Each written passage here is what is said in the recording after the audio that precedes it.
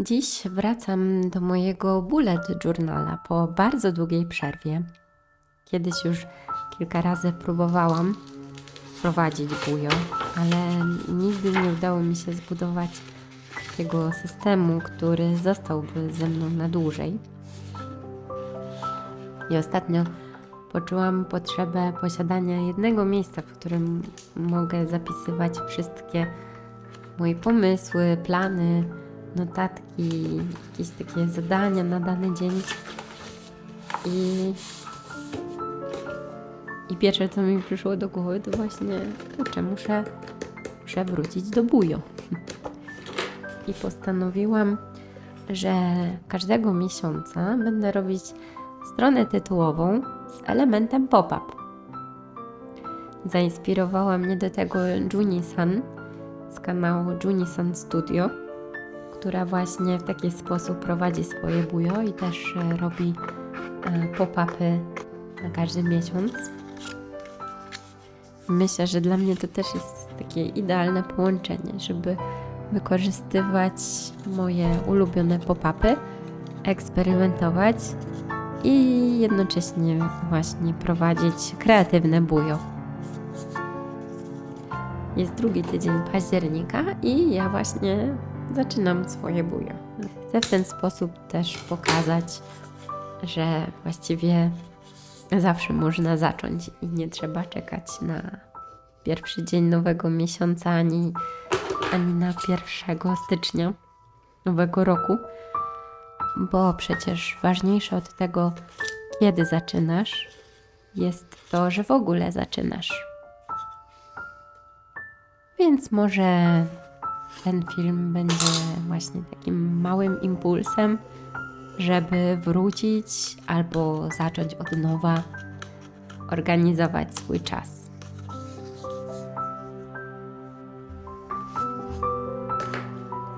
Teraz będę robić tytułową stronę na październik i to jest taka wersja halloweenowa, bo październik mi się z tym najbardziej kojarzy. A w dalszej części filmu pokażę, w jaki sposób będę konfigurować mój journal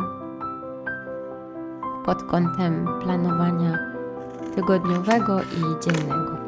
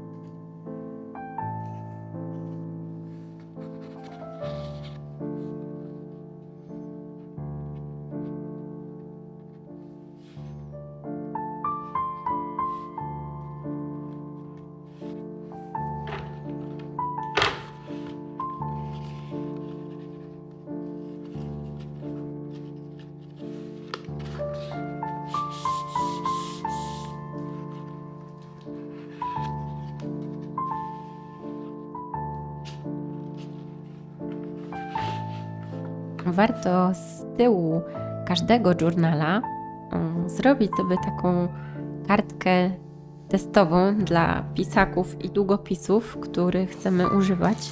Niektórzy nawet malują farbami w journalu, więc to też należy zawsze sprawdzać, jak papier zachowuje się z danym narzędziem. Czy nic nie prześwituje, czy papier się nie brudzi, czy nie rozmięka. Więc ja też wolę sprawdzić te flamastry, których chcę używać, żeby później nie było zdziwienia. I tak wygląda moja strona tytułowa na październik.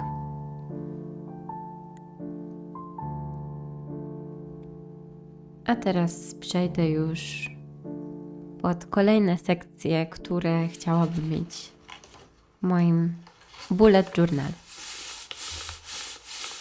Z konfiguracji mojego BuJo zaczynam od tak zwanego monthly log, czyli podgląd na miesiąc, gdzie można wypisywać jakieś najważniejsze wydarzenia, czy jakieś notatki na konkretny dzień i mieć właśnie taki podgląd na cały miesiąc. Plus ja jeszcze robię mini kalendarz na ten miesiąc.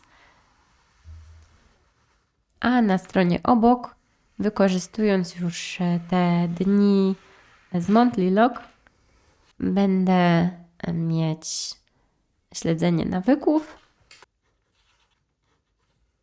i sekcję na wdzięczność.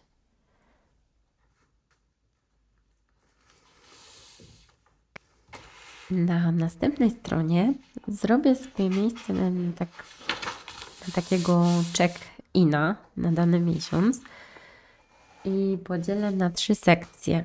Na umysł, ciało i lifestyle.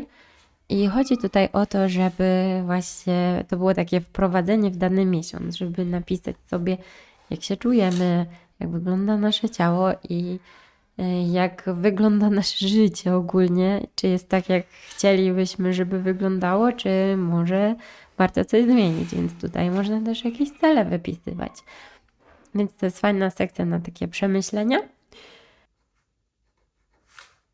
A tuż obok będzie miejsce na tak zwany brain dump, czyli po prostu różnego rodzaju notatki, pomysły, wszystko co tam siedzi nam w głowie i ja to dzielę na sekcję osobistą i zawodową.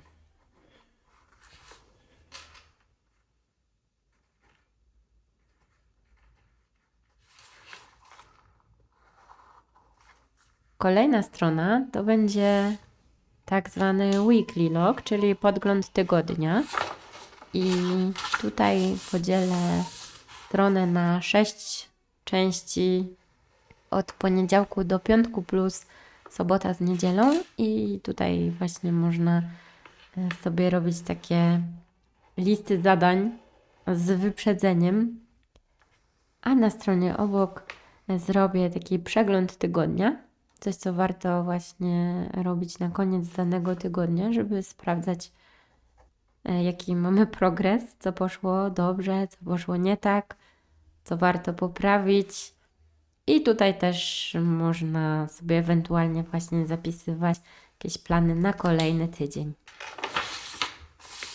A na kolejnych stronach mam przestrzeń na planowanie każdego następnego dnia. Daj znać w komentarzu, czy prowadzisz już swój bullet journal lub inny journal. A jeśli nie, to może właśnie październik lub listopad będą Twoim nowym początkiem.